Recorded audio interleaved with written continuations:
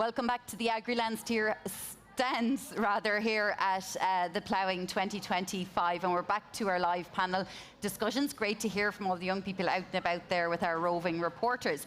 We're going to concentrate a little bit now on water quality in the environment, because obviously it's a very topical issue for farming at the minute.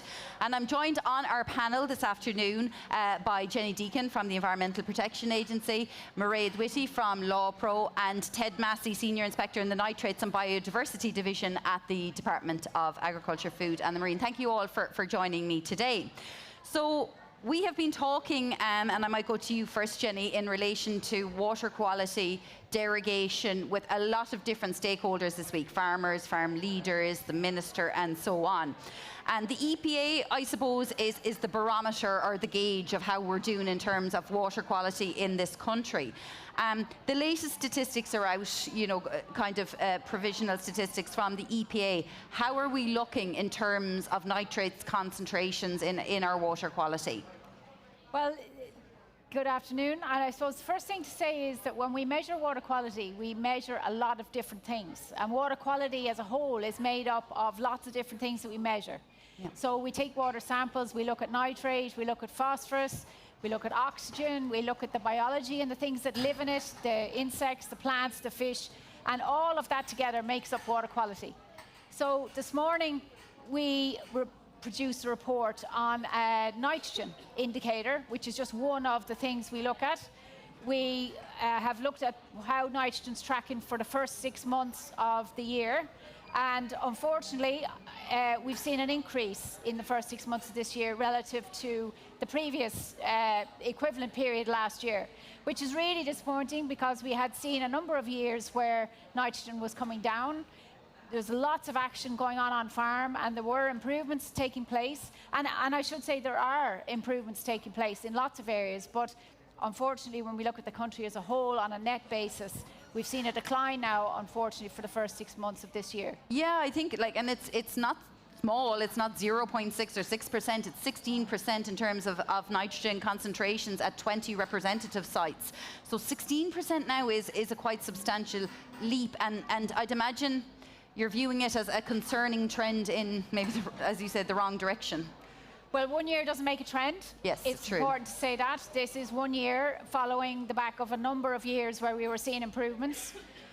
So we will be keeping a close eye on it. As you've rightly said, this is an indicator report. It's based on 20 representative stations at the bottom of our major rivers, and it's only for the first 6 months of the year. So we will be keeping a close eye on it.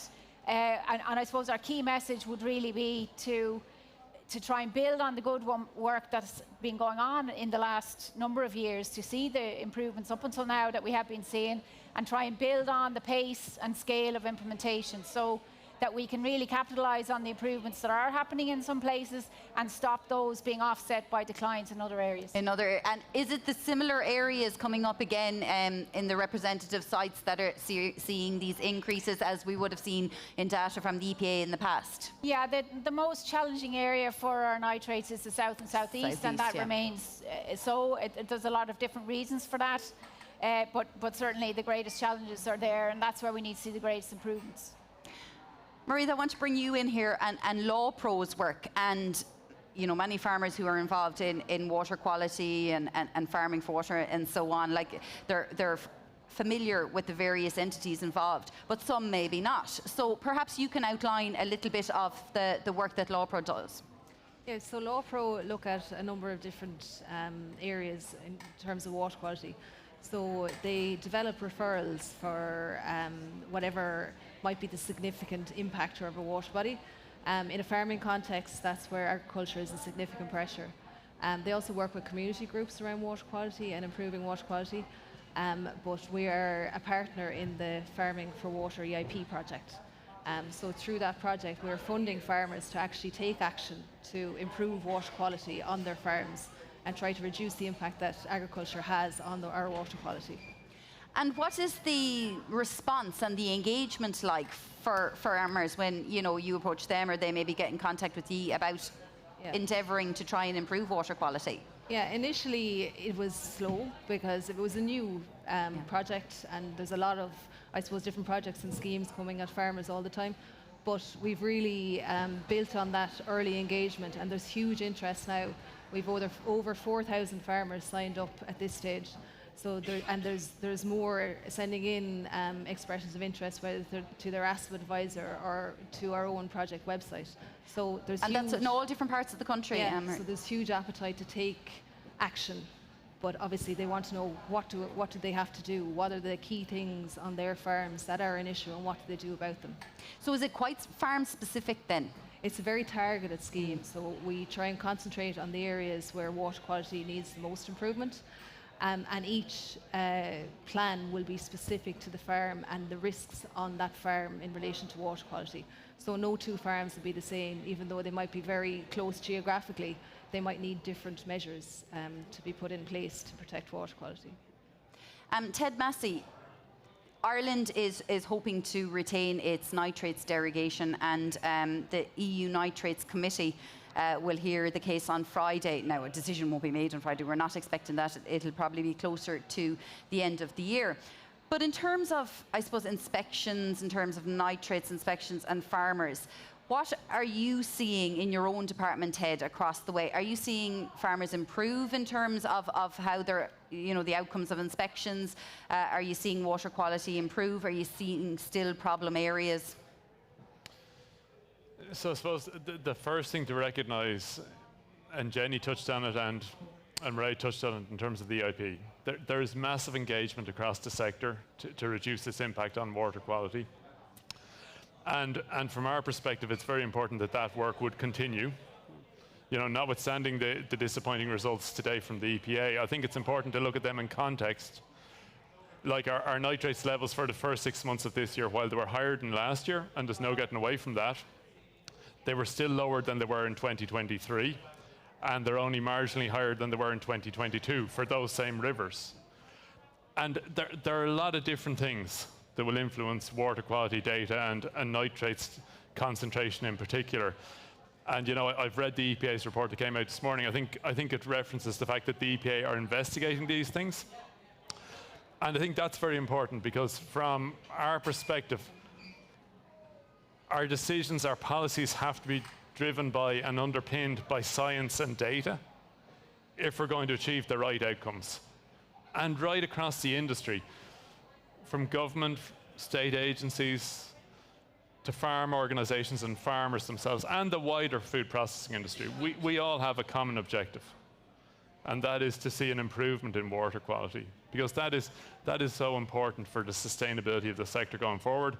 And obviously that feeds into the discussions at an EU level regarding our nitrates derogation as well.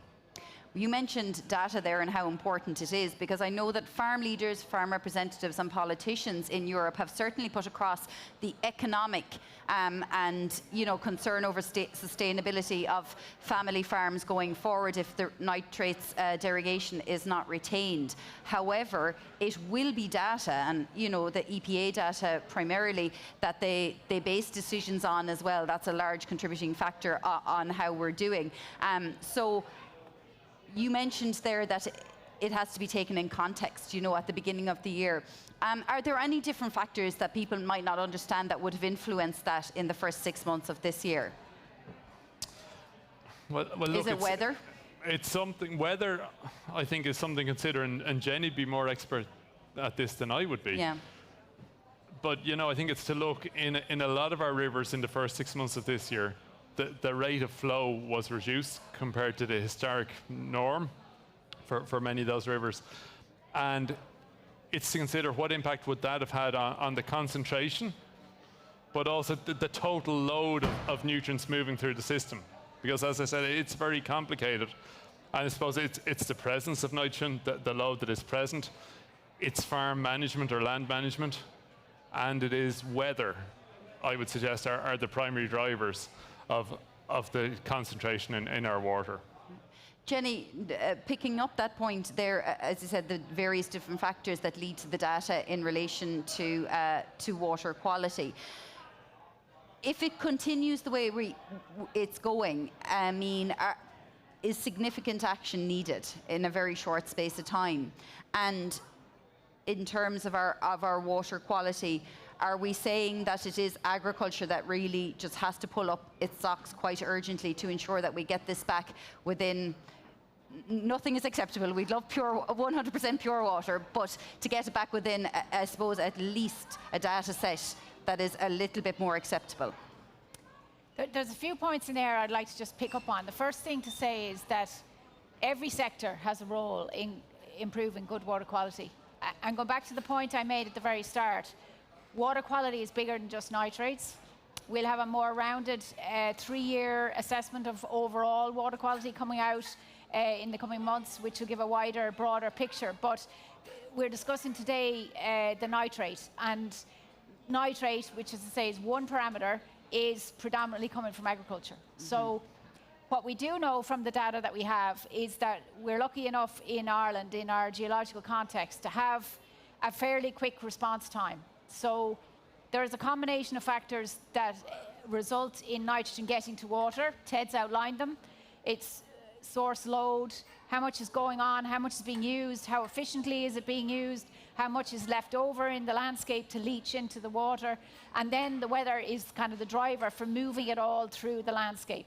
So all those factors together are all mixed up in a big pot, and ultimately you get the result at the end of it, which is a combination of it. But I suppose just standing back from the specifics of it, fish can't take a holiday out of the water if it's too dry or it's too wet. So we need to get to a point where we've built enough resilience in the use of nitrogen in the system so that we have enough of a buffer if it's dry or if it's wet.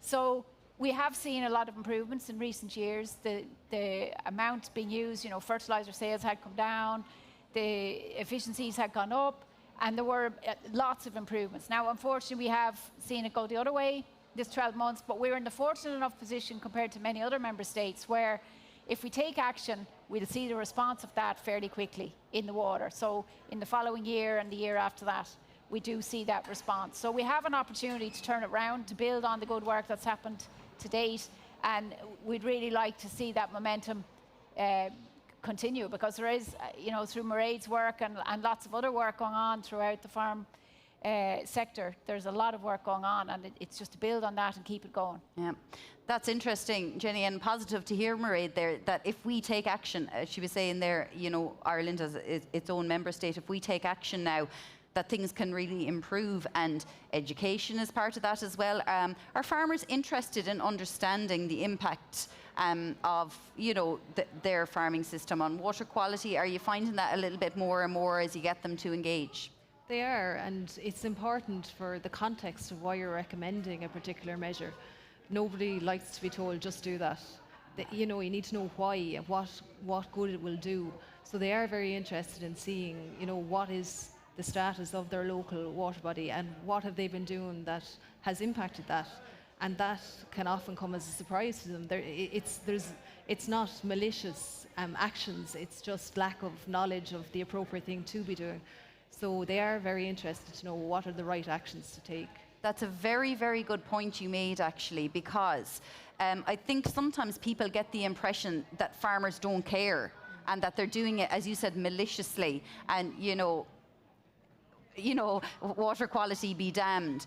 But it's the work of LawPro in working with farmers and helping them understand how, nitrogen is processed, how it flows, and the points that Ted made earlier, that they may not have even realised. So are you hoping to expand the LawPro programme and, as I said, the Farming for Water programme even more over the next 12 months, Mairead?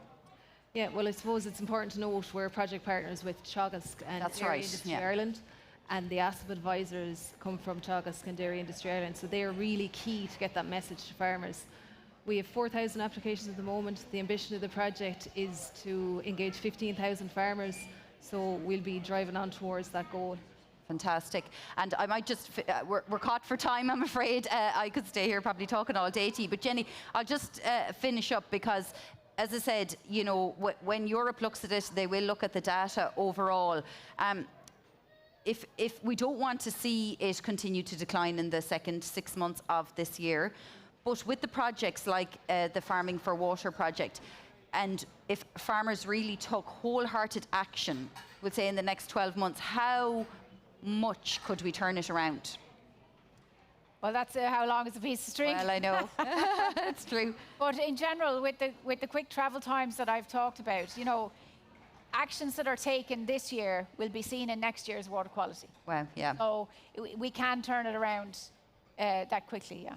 Fantastic. Well, it's good, I think, for farmers to hear that as well, you know, that they're not constantly be told they're doing the wrong thing all the time, and there's optimism there that they can change it, you know, and quite quickly, you know, 6, 8, 10 months, that we could start to see some improvements in that data set. Unfortunately, we're running out of time on the panel today, but thank you so much to our guests for chatting me today. It's Jenny Deakin from the EPA, Mairead Whitty from Law Pro, and Ted Massey from Department of Agriculture, Food and the Marine. Thank you very much for chatting with us. Water quality and all things nitrates today. I think it's time now to head back out to the ploughing site as our roving reporters chat to some more people.